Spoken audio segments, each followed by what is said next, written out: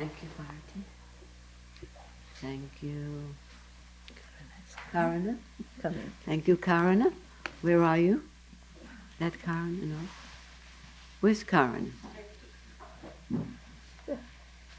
There's Karana. Oh, there's Karana. I just thanked you. You're welcome. Is Krishna Devi here? Oh, the sound is here. Krishna, are you here?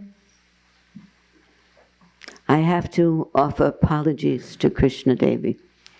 If ever I needed proof that our Guru is still with us, it was during the thank yous or the healing prayers this evening, not the thank yous.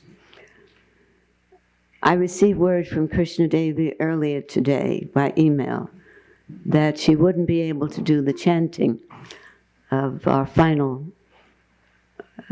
concluding prayer because she had a cough and a cold, but she was hoping to come for part of the program. I emailed back thanking her, telling her how sorry I was to hear that she wasn't well. And then I said, would you like your name included in the healing prayer, or would you like it said in silence? And she wrote immediately back, oh, please, have it only in silence. I did not intend to speak her name. I was including her in my silent prayers. It reminded me of the many times so many of us here have experienced that whenever we gave Guruji a check, a donation for the ashram, we said, Guruji, we really like that you shouldn't announce either the name, especially the amount. You say, oh no, I understand, I know your heart, I will not do. That evening, first thing I want to tell you, ladies and gentlemen, wonderful contribution from Jan Saval, or Marvin Saval, or Karana Devi, or Bharati. And not only that, he told the exact amount. If you wrote him a letter and said at the end, please, Guruji, this is a personal matter just between you and me. He said, no, very delicate, I will not tell. And then that same evening at program, I received one letter from married lady, very nice lady, been involved with teaching. She has a son, he is now going to this university, and her husband is very active with the organization, and they live in Riverdale. And she had one problem that she did not want me to announce, comes from her, and he would go on like that, and by that time the whole room was looking at you. So he just... And I know that those of you who met him remembered his mischievous nature, his wonderful sense of humor, and the fact that nobody was safe if they told him anything personal. It immediately went out on the cosmic airwaves somehow. So I was going to apologize to Krishna Devi and to tell her that it was all her guru's fault. We're short of time. There's so much I would like to share with you. All Guruji's disciples sitting here are flooded with memories today of those special moments. But the good news for people who never met him is this letter that he wrote in 1985, giving you assurance that he has never left, that he's still available. You just don't have to make an appointment to see him. He's available eternally to you. And this is from his own lips. In 1985, 2 years after a massive stroke, which didn't diminish his power one bit, or his humor, or his general cheerfulness, he was the same after a massive stroke as he was before. The body had changed. The ability to speak had changed. But this is the letter that he wrote. November 1985. Dear friends, love and greetings. I was, I am, and I shall continue working with you all, whether I'm present or absent, whether I'm in this country or abroad, whether I'm here or there. Until now, I was working with you through my body and mind. But now, I am empowered by my Guru, Sri Bhagavandas, to work with all friends directly, without my body and mind. Because I realize that to work through the body and mind is a very deceptive operation. That made me laugh too, but I decided that's too good to just skim over. What does he mean? He says, now I'm empowered by my Guru to work with all friends directly, without my body and mind, because I realize that to work through the body and mind is a very deceptive operation. I would love to hear from you what you think. Anybody can say, because there are so many levels of meaning to that one statement, right? Working through the body and mind is a very deceptive operation. He would say, very deceptive business. What passed through your mind that caused you to laugh or at least smile? It is a deceptive business. Who said that? Like a puppet? My friend? Like a puppet. And that's deceptive. You think it you, but you're conditioned to behave a certain way. That's what you're saying. Yes, you're being moved like, good to see you again. I love your answers. She says, we're like a puppet. And he says, even for the Guru to work through the body, that's what we have to look at. For the Guru to work through his body and mind is a deceptive, it's deceiving people. That's what it is. Bring it very near to the meaning. It's deceiving people. And now that he's working without his body and mind, there's no deception involved. It's direct contact with that frequency. Your frequency meeting with that frequency. So, with these one sentence, these few sentences, we could be the next 2 hours going into each word, because they never used a word without total understanding of that word. It's a deceptive business. Now you, he's saying, anyone, raise your hand if you did not meet him physically, in the physical sense. Oh, you're the lucky ones. You're the lucky ones because you were not deceived by that. He looked like a normal person. He was very handsome, very approachable, very warm, very affectionate, very sweet, as you will hear in a moment when I tell a story about him. But there were moments of pure magic when your life suddenly was transformed, and you looked at him and he showed no sign of having known anything or done anything, but you knew who was behind that incredible change, because he opened this ashram.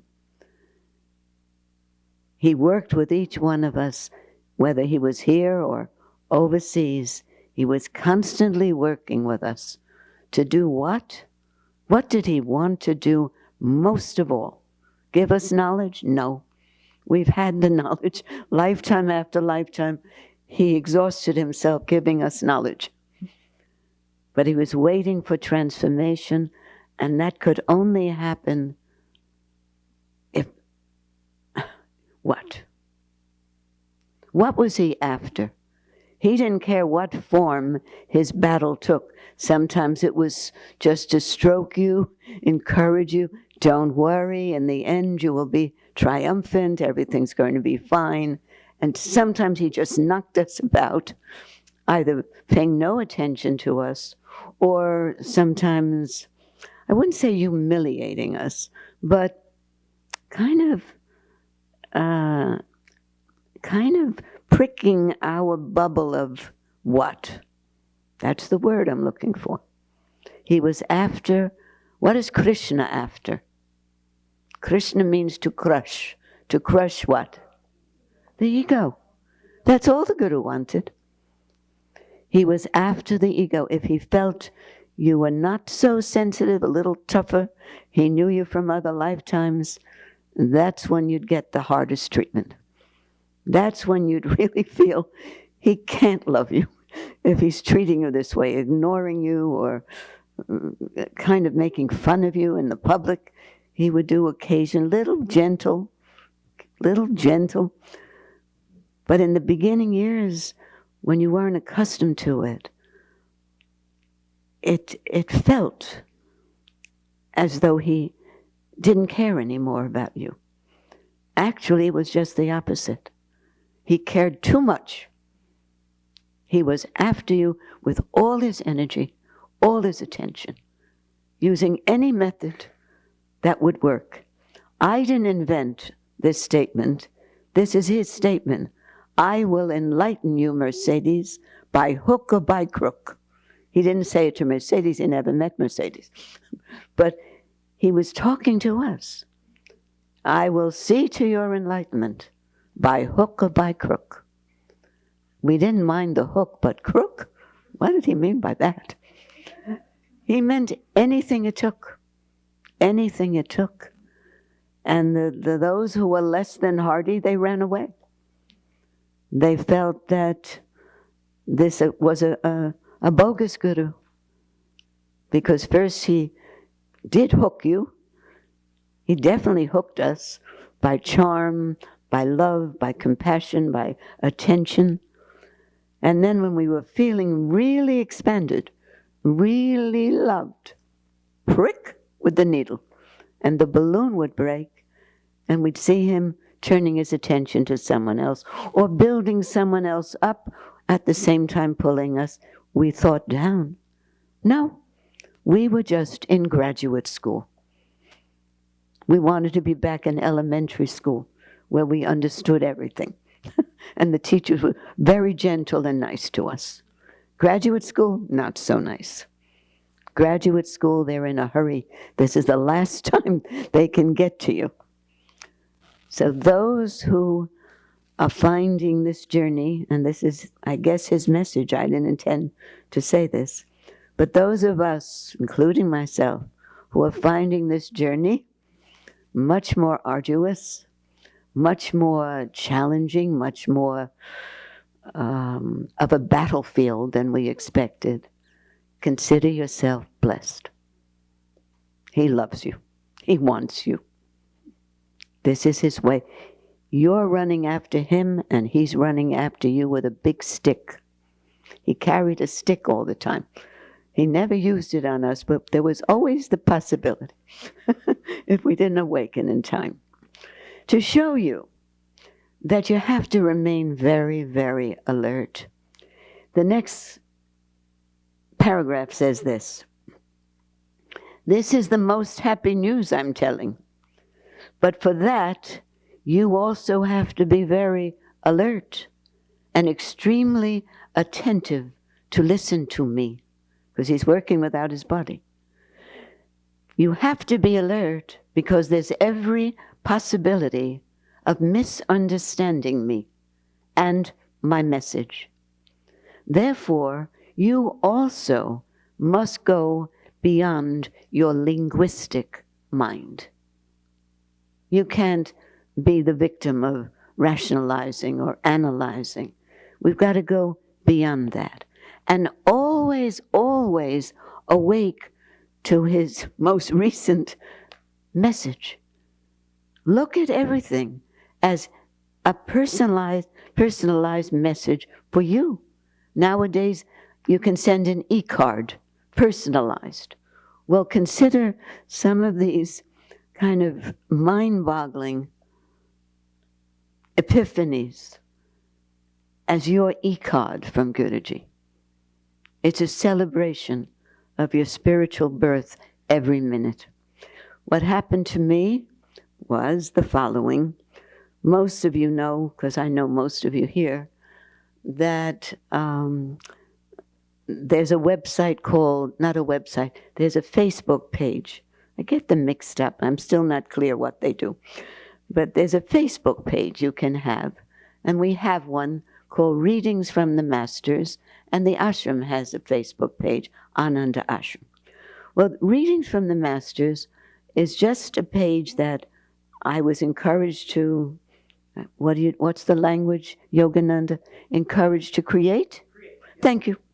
Create, I'm learning the language, so that we could post the quotes of great masters on there, and that we keep people in touch with what's going on, and also introduce these teachings and these masters to people who live in rural communities, have no access to these programs such as these. So I've started choosing very good quotes of the masters and putting them on.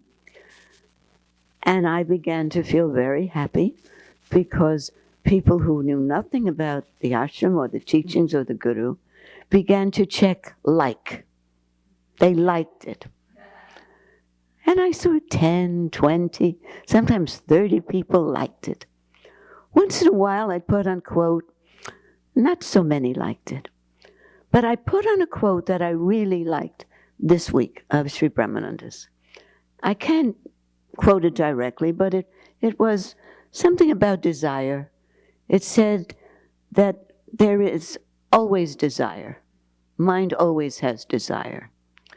But every desire comes with both gain and loss.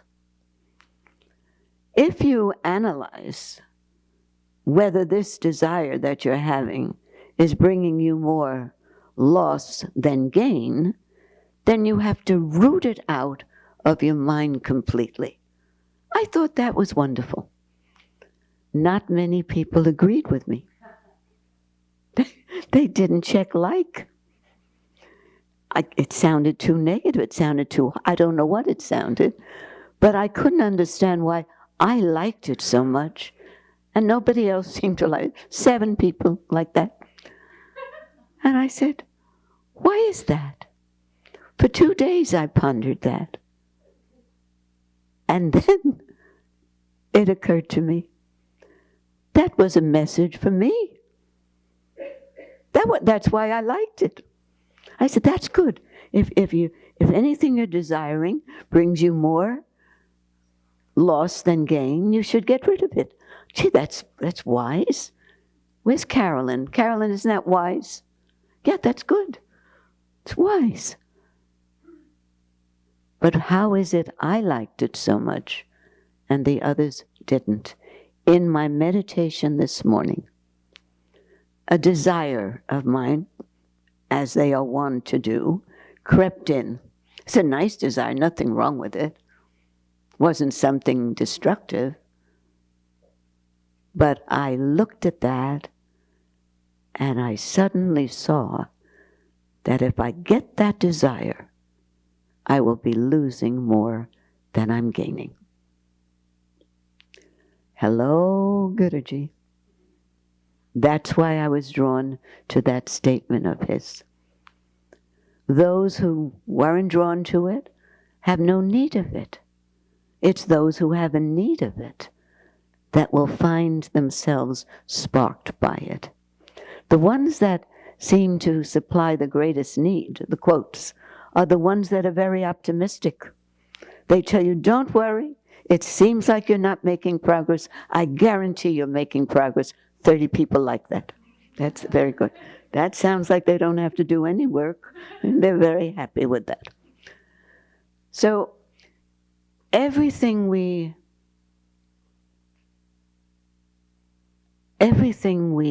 suddenly see through meditation, through a reading, through a story, that hits some area of our life that needs light, that's been in darkness because we've been rationalizing. Guruji said one of our greatest enemies is the art of rationalizing. We find reasons why this is what has to be done. This is what Guruji would want.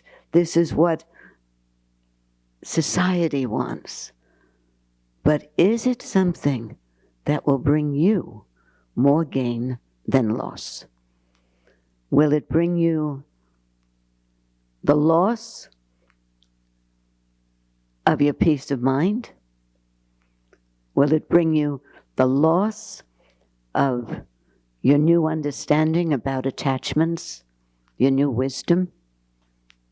Will it bring the loss of your intelligence?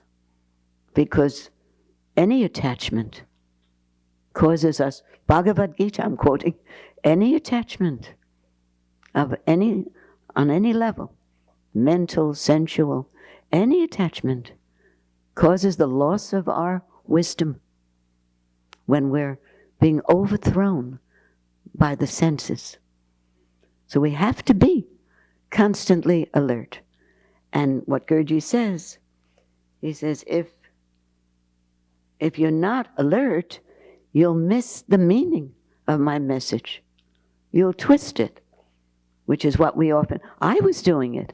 I was asking the very stupid question, what's wrong with those people that they don't understand Guruji's wonderful message the way I understand it?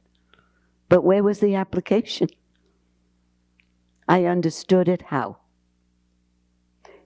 Intellectually, rationally, mentally. We all do that. We play games. You're all looking at me very wisely, like this. It's true. But we have to be alert, not to just what we think is someone else's message, but to all messages, to see if it applies to us. It's not easy. The group this afternoon, every time I said one of Guruji's statements, giving instructions, somebody in the group said, but it's so hard, Joan. Every 10 minutes, it's hard, Joan. Of course it's hard, but you need to develop the knack of paying attention to everything that happens as being a message for you. How many of you get that? Raise your hand. I see some hands down. All right. Raise your hands high. How many of you get that? Okay, now this is for your ego. How many do not get that?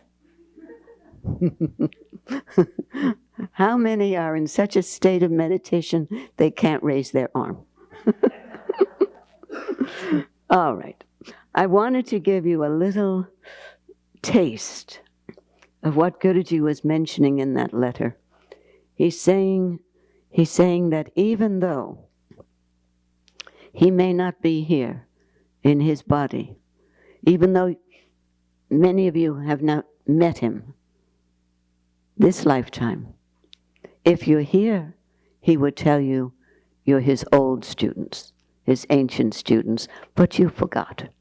You're being reacquainted with a great guru, because we've had many gurus, different forms, but it's always that inner guru, the Sadguru, taking different forms to push us back to it, inside the heart center. So a reminder to us, if any of you are sitting there feeling so sorry I missed him, you didn't miss him. We don't even miss him now. He's so present, right? I'm looking at someone who knows him well. He's so present that it's hard to even commemorate his Mahasamadhi, because that means he left his body. He left his body, but not to go away. We leave our body every time we meditate deeply. We come out of our body. Nobody cries when they see that. I sometimes say things that are a little humorous. You could smile. You know. You could encourage me a little bit. Well, I was going to bring a reading, but then I said, what did Sri Brahmananda do on the occasion of his teacher's birthday? He told stories. He told stories of his guru, his times with his guru, his magical times with his guru, so that we would again have a taste of that magic, of that fragrance. For those who do not have the book Pulsation of Godhood, it's in the gift shop, and those are transcribed talks that Guruji gave on the occasion of his teacher's birthday, telling stories, unedited, personal stories. Wonderful book. It's beside my meditation chair that I can always reach for it. Here's a story that brings you a little sense of his immense kindness, his ability to empathize and connect with people's pain and to do something about it, no matter how much it cost him in energy.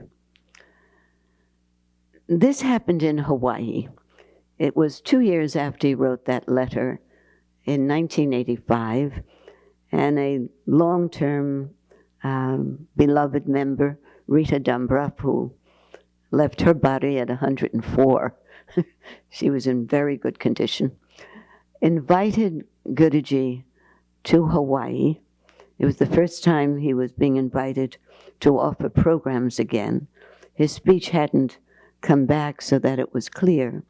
So Rita invited me to accompany him and take care of his needs,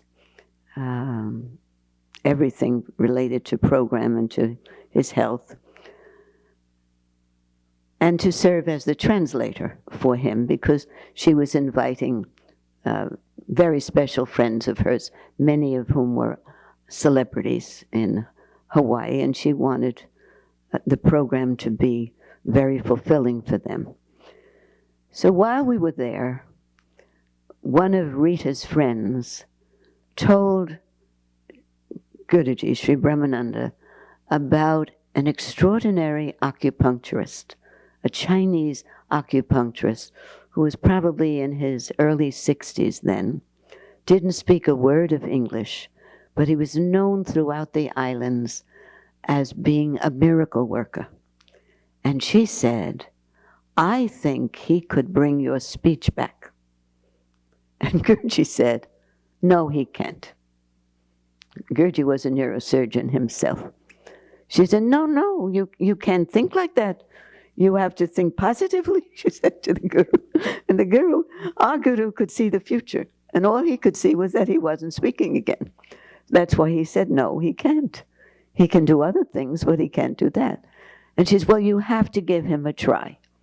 He said he thinks he can.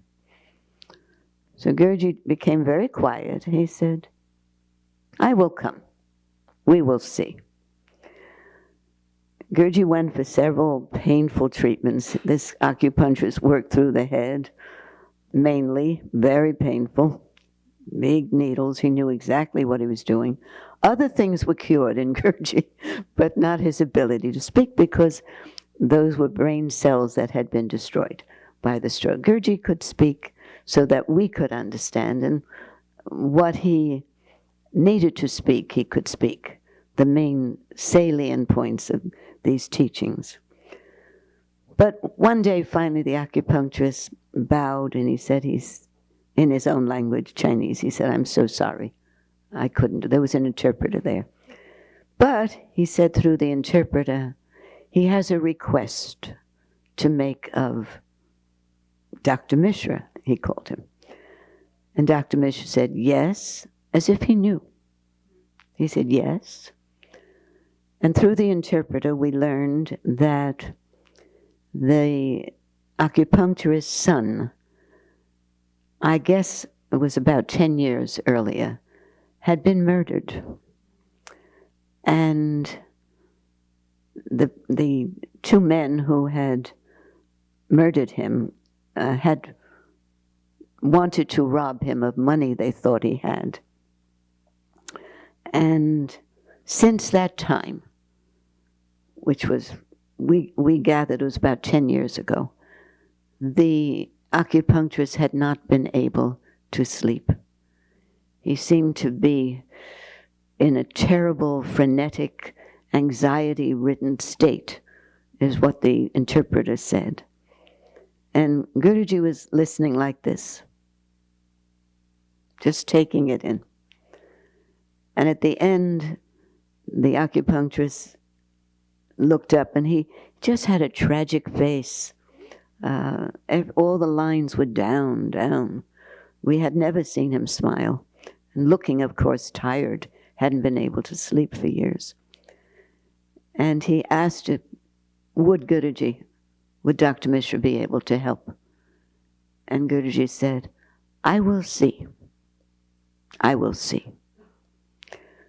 So he said, I will come back tomorrow. I want to bring certain materials, incense and certain preparations for a little fire ceremony. Next day, he got up very early, and I could hear him moving about. It was earlier than most mornings. He was about 5 o'clock. And I dressed and asked if I could help. He said, yes, you bring this, you bring that. There's a lot of things he was bringing. And I said, Guruji, maybe we should bring your tape recorder so we could play those chants that you did, I'm meaning before his stroke. And Guruji said, very nice, very fine idea. Did you try recorder? First, you must try the tape to make sure. I said, yes, I will try it now. And I went in, played beautifully. It was one of those sharp recorders, and he loved it because it was really sharp. It was a wonderful, inexpensive but powerful little recorder, not in business anymore. Telling you this for a reason, of course. We go to the place, and Guruji prepares the fire ceremony, and it was Rita, Rosalie, her friend, myself, the interpreter, and the Chinese acupuncturist. And we were sitting in a circle, taking part in the ceremony. And then Guruji had everyone but the acupuncturist stand up, and he had a circle walking around him 7 times. And the acupuncturist was in deep, deep meditation after Guruji's chanting. And then Guruji snapped his fingers like that, and he motioned to the recording instrument, the player. And I jumped up and I pushed the button.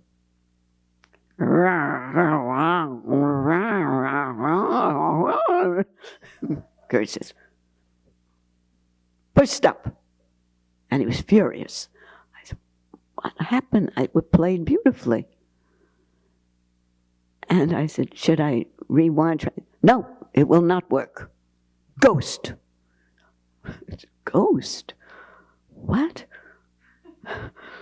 So he said, we have to stop now because I have to go home now. He said, not go home. He said, I have to return back and I will take care of this problem. You will sleep tonight. I now know what is difficulty. So we get up to go, and the Chinese acupuncturist runs. He said, no, wait. Comes in, and he hands us red envelopes, each one of us, and inside was a $100 bill, which we promptly gave to Guruji. We didn't want it, because we didn't know what had happened there. The acupuncturist looked very startled, because the interpreter told him what he said. It was a ghost that had gotten into the machine. So we go home and go back to the place. And Guruji would not eat that night. Wouldn't eat anything the whole day. Just stayed in his room. Quiet. Didn't hear a sound from him. At night I knocked at the door. Do you want? Said, no answer. Nothing. He was some other state.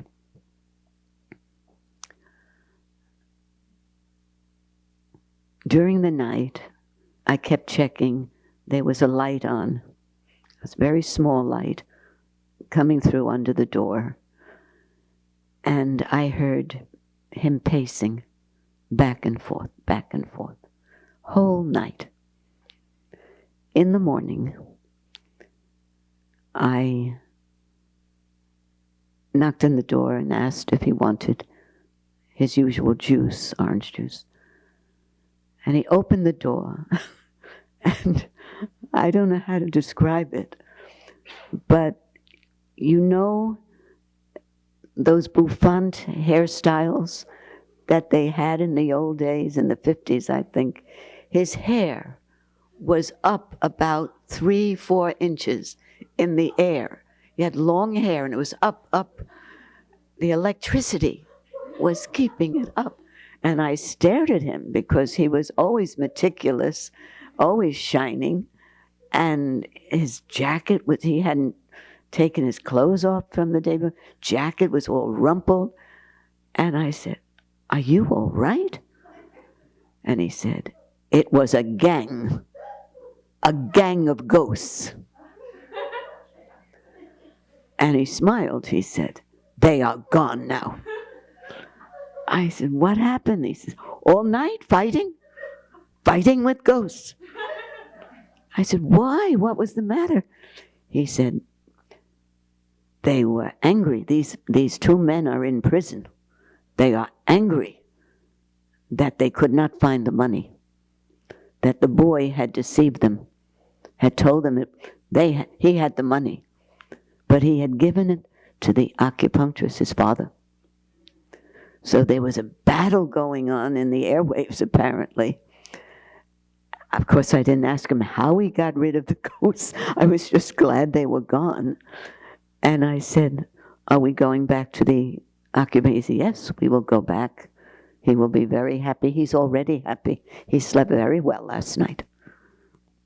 So we go back, and the acupuncturist was, he was all over us. He was bringing fruit and candy and more money.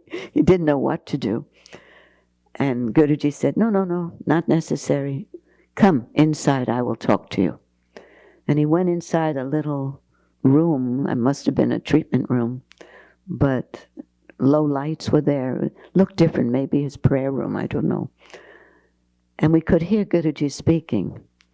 And he told him that this was about the money, that there was a whole storm going on between the men who had murdered the boy, and they were not letting this boy rest.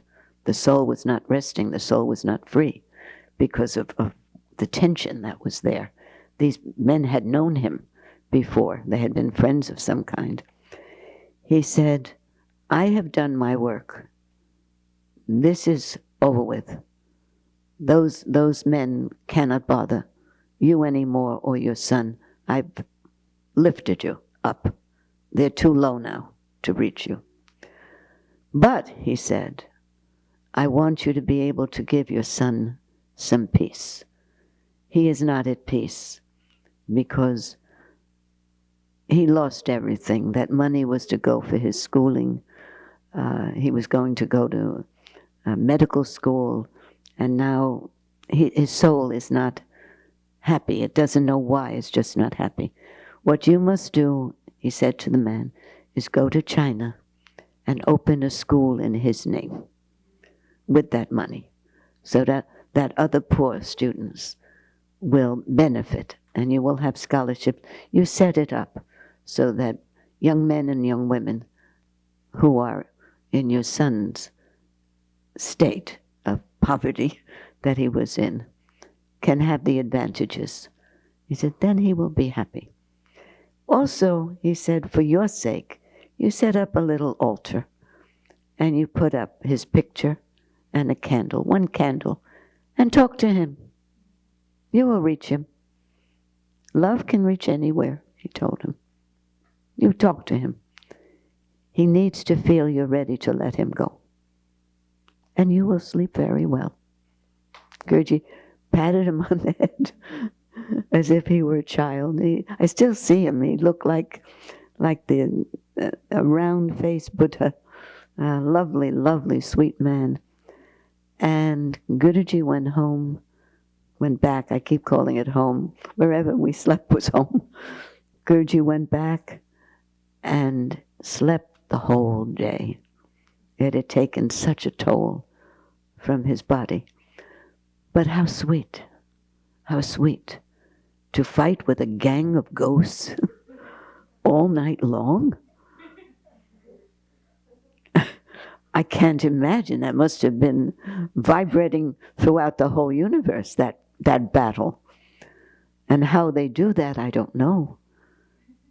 But he did it because that acupuncturist looked as though he had dropped 20 years. And that smile that was on his face it's still with me, lit up the whole room, like I told yours does, Indra Devi. There are some people, their joy is infectious, and when they smile, even if you're in the worst mood, you feel better instantly. They have that power over you. Well, it shows you. I was going to read one of Guruji's meditations for our final meditation tonight, but instead, I think I'll open the floor to any questions you might have about that story or about things that we witnessed ourselves. Guruji did not flaunt his powers. There are gurus who attract followers and disciples by demonstrating their powers of alchemy, their siddhis. But Guruji didn't do that. Guruji would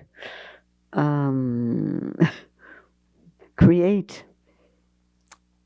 incidents that would restore our confidence in him as an extraordinary being. Sometimes when he used certain methods to teach us, we felt that we didn't understand them. We just objected to them. And then he'd have to do something to make sure we didn't run away. Because there were many of us with whom he had worked many incarnations, and we hadn't applied all that we had heard. The application was still missing. So he was working overtime, doing anything he could to wake us up, with wonderful acts of miracles, magic happening, but more often with, bad events happening, so that we couldn't continue leading a superficial life. We had to go in. It's when our lives are challenging, when there are confrontations going on that pull us out of our peace of mind, that we insist on going back to where we can get some comfort. So it's the negativity that pushes us back into our pure beingness, our pure state of heart. And then from that state of peace, we're able to see clearly the mistakes we're making and to realize if we've chosen this one as a guru, then we just have to trust him. Once we choose, once we say, this is the one, I love what he has to say, he doesn't care whether I follow him or another guru, doesn't matter. He just wants us to be on the path of light, the path of the sun, not the path of the moon that wanes. Wants us on the path of the sun, he always said. Once you choose, then got to take those knocks. It's like, I don't know where I get these examples from. I don't know where this is coming from. I don't even like the sport of boxing. I dislike it. But this example is from boxing, which I never watch. But I saw in a film that even a good tennis player chooses the very best person to beat him while he trains. Is that right? The sparring partners, I want the boxing aficionados. The sparring partners, Sridhar, you know anything about boxing? Do they choose the best boxer? Do they want that boxer to knock them down and hit them? Yes. I heard that. Do they get angry when the other one knocks him? Not at all. He shouldn't kill him, but he should give him a good fight. Well, in the same way, we don't want a guru, and we don't want a life that always agrees with us. We don't want such a sweet life, such a challenge-less life, that we remain asleep and then we have to endure another lifetime just like this one next time. We want a guru who will wake us up, and he will use any opportunity, any situation to crush the ego, because without the ego, we are omnipresent, omniscient, and omnipotent. I think the program just ended. So let's just close our eyes, because we have a full program. Kamala Kant's coming with a wonderful Surata, and Kamala Kant coming with a wonderful slideshow, and then our Chakaji and his dance performance. Please take a very deep breath, breathe in deeply, and exhale, letting all the language, all the memories go. Allow your body to take over its own breathing, while you, the witness that needs no breathing, watches its body breathe.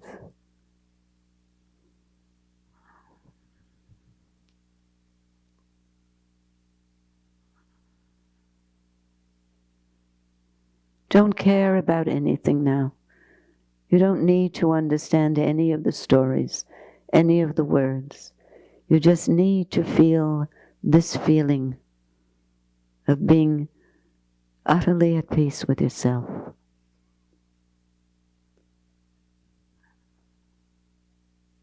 Allowing life to happen as it has to happen.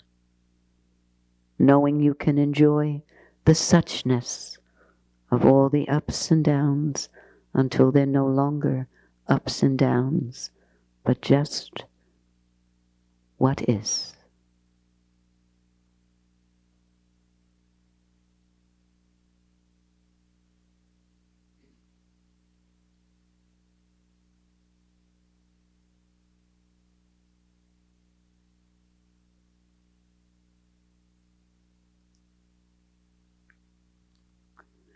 Karuna, would you lead us in our traditional prayer?